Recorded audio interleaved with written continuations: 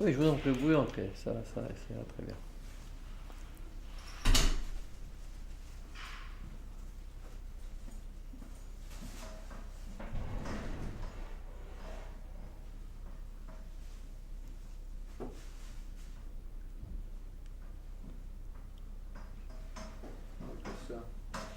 Alors, donc, vous apprenez par les journaux, par la presse, mais c'est du jour au lendemain comme ça que vous appreniez que la guerre est terminée.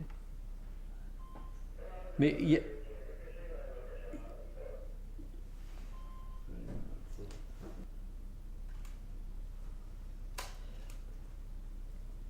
donc vous apprenez, mais y a-t-il eu des signes précurseurs que la guerre est terminée, que va se terminer?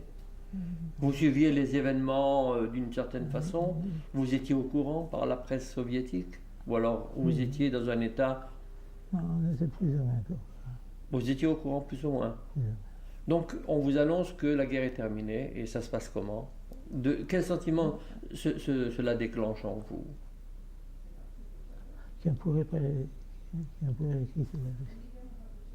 Mais vous n'étiez pas au courant de ce qui s'était passé avec les Juifs, vous ne saviez absolument rien. Donc ça veut dire que vous pouvez revenir, mais vous n'êtes pas revenu tout de suite puisque vous êtes revenu en 1946. Oui, parce qu'on est resté encore là-bas. Pour quelle raison? C'est là c'est ce qu'on nous a permis de partir, parce qu'on était citoyens soviétiques. Ça, on ne peut pas partir de la Russie comme on veut. Et donc cela a pris presque un an. Et qu'avez-vous fait pendant cette année au même endroit? Et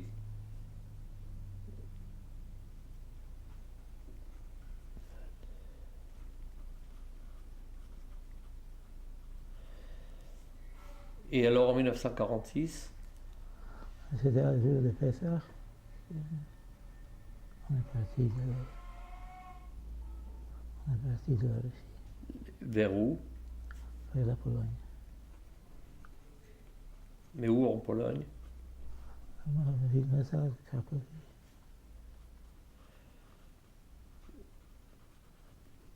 Et comment retrouvez-vous la première des choses lorsque l'on arrive à Cracovie, quelle est la destination? Quelle est l'adresse? L'adresse où ma grand-mère habitait avant. Chez vos grands-parents en fait. Et alors vous trouvez quoi? Personne. Plus personne, mais la maison se trouve là. Oui. Vous arrivez, vous vous souvenez de votre sentiment lorsque vous arrivez devant cette maison qui se trouve vide en fait? On ne sait pas la maison, mais c'est des gens qui nous manquent. Alors vous ouvrez la porte, il n'y a personne. Il y a des autres qui habitent dedans, des gens juifs. Il y avait d'autres juifs qui habitaient déjà? Non, Des goy. Des goy. Des goy. Qui ont récupéré. Et comment vous reçoivent-ils alors? Mal. Lorsque vous dites mal, ça veut dire quoi? Ils ne veulent pas nous parler. Ils vous demandent de partir. Il y en a pas. On n'est pas resté. Mais de quelle façon, lorsque vous tapez, vous frappez à la porte pour pouvoir rentrer, de quelle façon vous reçoivent-ils? Je ne sais pas, parce que ma vie n'était pas avec ma mère. Vous étiez où alors? J'étais chez une cousine, je ne me rappelle pas exactement. Donc, vous arrivez à Cracovie, alors que se passe-t-il alors à ce moment-là? Comment alliez-vous continuer la routine? On a pensé partir Vers? de Pologne, Mais vers où? vers Israël. Mais où se développe ce sentiment sioniste, si on peut dire, partir vers Israël? Vous rencontrez des envoyés d'Israël, vous rencontrez... Non, Alors, la Israël, famille. le mot Israël vient à vous de quelle façon? Quand vous dites on a décidé de partir vers Israël. Pourquoi Israël, pas New York, pourquoi pas Paris, par exemple? Parce que d'abord partir de la Pologne. Partir de la Pologne. Mais Parce que vous êtes si vous voyez, chez nous, c'est pas arriver où, mais partir de où. partir de où? De où on est, on voulait partir. Ah, donc vous êtes parti de Cracovie, Krakow vers la Tchécoslovaquie. en Tchécoslovaquie, En vers Prague. où? À Vers... Prague. Mais c'est vous-même qui avez décidé du chemin à suivre? Enfin, votre mère, Oui. votre... Oui, nous-mêmes. Et C'est pas moi, mais nous-mêmes. maintenant, dans notre conversation ultérieure, vous parliez que vous étiez au départ séparé de votre sœur. Oui. Quel est le destin de votre sœur? Elle était fusillée par les Allemands, Elle a été fusillée. Et de quelle façon l'avez-vous appris? par la famille. Parce qu'il y avait, on avait même un livre sur ça.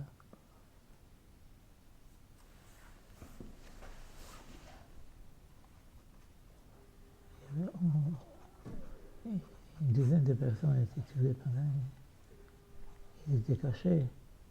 On les a dénoncés.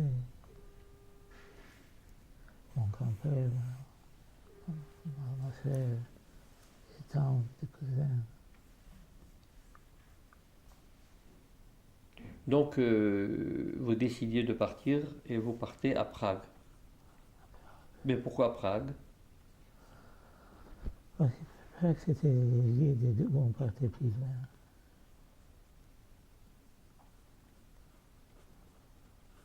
Alors, vous êtes arrivé à Prague, mais par une organisation ou par vos propres moyens? Alors, vous êtes arrivé à Prague, et de Prague. Quelle était la destination, en fait? Je vous ai dit, c'est pas une question de destiner où, mais c'est partir. Et oui, mais vous deviez arriver à quel point? On est arrivé à Prague, on était là-bas dans le camp. Et dans ce camp-là, on est resté quelques semaines. Il y en avait un train organisé par Vatasala qui est parti ou vers l'Angleterre, ou vers Strasbourg, ou vers Aix-les-Bains. Nous sommes partis vers Aix-les-Bains, vers la France. Par le train, par la Vade Atsala. Oui. C'est de quelle essence? C'est-à-dire la Vade Atsala, c'est-à-dire c'est un mouvement organisé par qui? Organisé par un Suisse, Par? je ne me rappelle pas comment il s'appelait. Gens comme Joint. Comme le joint. Alors donc, vous partiez par le raid vers Aix-les-Bains. Anita, nous revenons à la question. La Vada Tassala, si j'ose le dire, une sorte de joint qui organise votre transfert vers Aix-les-Bains. Aix-les-Bains. Mais vous aviez l'intention de vous installer en France ou alors Non, vers Israël? oui, Israël. Alors donc vous partiez vers Aix-les-Bains, Là-bas, on était dans la maison d'enfants. mais vous partiez avec vos parents, avec votre mère Oui, et votre frère. oui, Donc vous arrivez à Aix-les-Bains, oui. En 1946. et alors que faisiez-vous là-bas? On était dans une maison d'enfants. Vous et votre frère? Oui. Et ma mère travaillait comme. Ouais.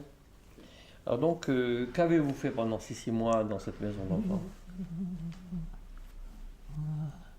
D'abord, on a des garçons qui sont un peu plus âgés. À partir de après bar mitzvah, on était dans une. Vous avez commencé à faire votre bar mitzvah? Non, on avait. J'ai dit des garçons plus âgés. On a appris les Talmuds. Mais c'était une école juive? Enfin, c'était une maison, C'est une maison juive. une maison d'enfants juive. Oui, on était 400 gosses qui étaient venus avec le même groupe. Et donc, en quelle langue les cours étaient donnés dans cette maison d'enfants? En yiddish. En yiddish. C'était sous quelle égide? Je pense à Agudat Israël.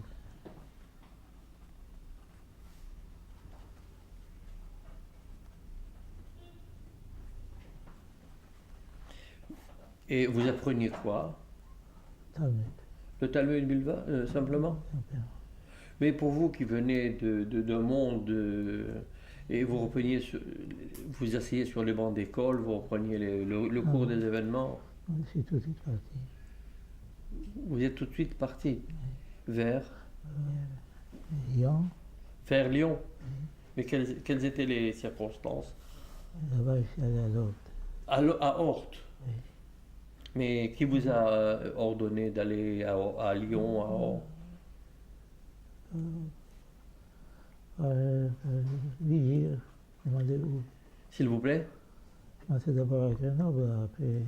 Non, mais qui vous a ordonné d'aller à Orte? Personne. Ah, c'est-à-dire que vous vous êtes débrouillé par vous-même. Oui. Par, à Lyon, vous dites. À Lyon, oui. Et là, vous avez étudié à l'Orte. Alors, oui. Et qu'avez-vous étudié à l'Orte? Le métier de maroquinerie. Et de là? Et de là jusqu'à ma retraite. Mais Et je suis parti avec. Ça veut dire, mon frère et ma mère sont restés encore à Aix-les-Bains. Et après, quand ils sont partis à Paris, je suis venu à Paris. mais vous continuez vos études à l'Orte. Alors, oui. Mais vous viviez en France en tant que réfugié, en tant que citoyen Réfugié. réfugié. Et on vous permettait de travailler dans la maroquinerie? Non, Alors, noir. au noir. Et vous travaillez pour quelqu'un, pour Pas vous-même? quelqu'un. C'est-à-dire vous travaillez pour quelqu'un au noir. Noir, oui. Mais c'est Au départ. Comment? Au départ. Au départ, mais ce quelqu'un était un juif, c'était. Oui, oui. Et en quelle année avez-vous donc fondé une famille? Vous avez commencé à reprendre goût à la vie, en fait. Donc, je suis venu à Paris. C'est quand vous êtes remonté à Paris? Oui. C'est en 48. En quelle année? 1948? Vous êtes remonté à Paris mais vous avez terminé vos études à Lyon. Je n'ai pas terminé. Vous êtes parti à Paris. En Parce 19... que même pendant mes études, je travaillais à mi-temps. Ah. Donc vous arrivez à Paris, et à Paris vous habitiez où? Un hôtel. Et c'est le service de jeunes qui me... Un foyer de jeunes. Non, le service de jeunes, c'était aussi des joints qui me...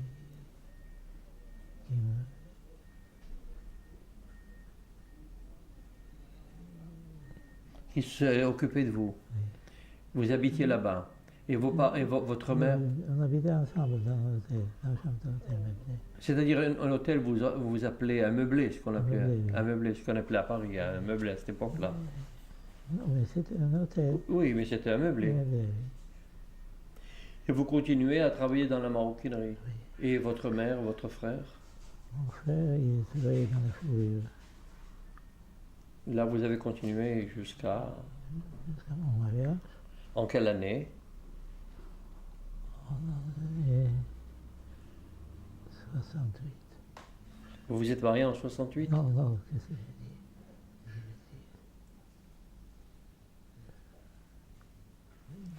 dit 68. Non, c'était 68. Vous vous êtes marié en 68?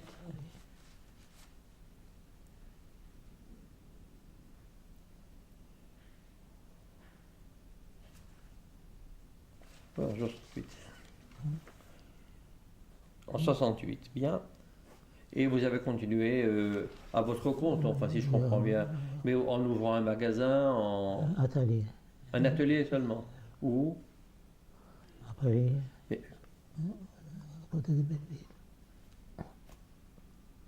Ou à Belleville à Gambetta. Jean-Pierre Timbaud. Connaissez? Je suis natif de Belleville. C'est là-bas. Je suis du 20e, de la Porte des Lilas. Vous avez habité après, pas loin de là-bas. Oui, Rue de la Marseillaise. oui, non. Bien, et vous avez des enfants, enfin, une fille et Soit petits. Et quels ont été les motifs de venir en Israël dans les années, en l'an 2000, je suppose? 99. En 99? Ma fille a fait des études ici. Elle s'est installée ici. Donc, il faut suivre. Des études de votre fille? Chez vous. De Chivouk. Bien, Monsieur Hochstein, je vous remercie de votre témoignage. Et nous allons maintenant nous allons photographier les photos que vous avez en votre possession. Alors, de nouveau, je vous remercie. Bien,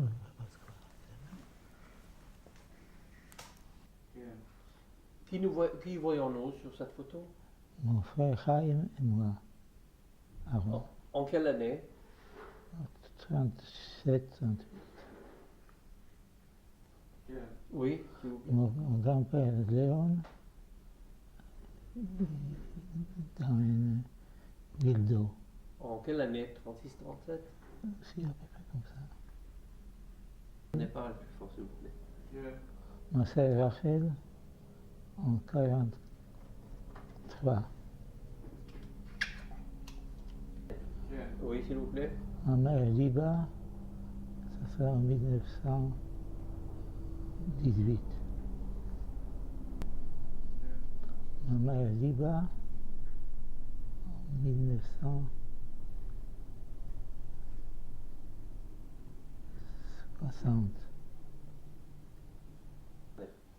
Oui. Mon père Dov, Bernard, en 1937. Mon père, C'est qui, s'il vous plaît? mon grand-père Léon,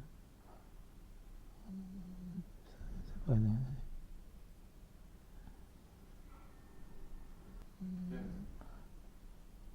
Ma grand-mère Scheindl, Wolf, je ne sais pas. Et la deuxième personne? Ma grand-mère Maria. Mon grand-père Moshe. Du côté de? De ma mère Wolf. Ma grand-mère Feigl. Il est de Kazakhstan. En Kazakhstan. Où vous êtes? C'est quoi là? C'est quoi? C'est l'atelier de chaussures. Et vous êtes où là, s'il vous plaît? Je ne vois pas de loin. S'il vous plaît? C'est le besoin de ma mère. Que vous allumiez le Shabbat en Sibérie. En Sibérie, en Kazakhstan et en France. Monsieur Hochstein, je vous remercie.